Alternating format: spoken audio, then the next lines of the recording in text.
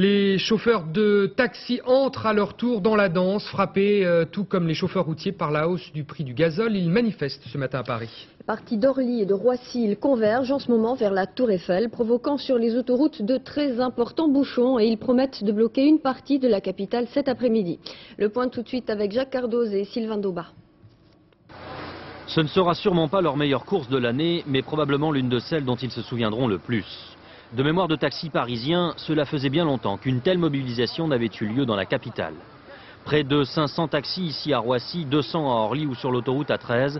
Pour cette profession, c'est un ras-le-bol général qu'elle entend exprimer. Il y a un problème actuel, c'est pas uniquement un problème d'essence ou de carburant, pour nous tout au moins. Hein.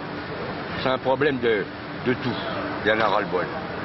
Quand vous avez fait votre compte de la journée, de l'année, hein, vous vous apercevez que vous avez travaillé, vous n'avez même pas gagné le SMIC. Les 35 heures, c'est pas pour nous, on en fait 70 par semaine.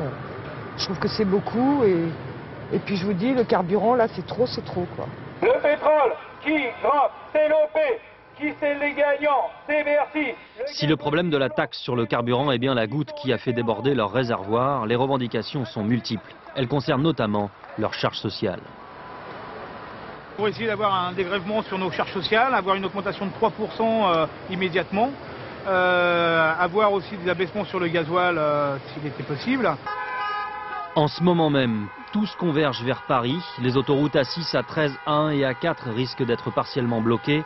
Une délégation syndicale doit être reçue au ministère de l'Intérieur, le ministère de tutelle, à 14h30.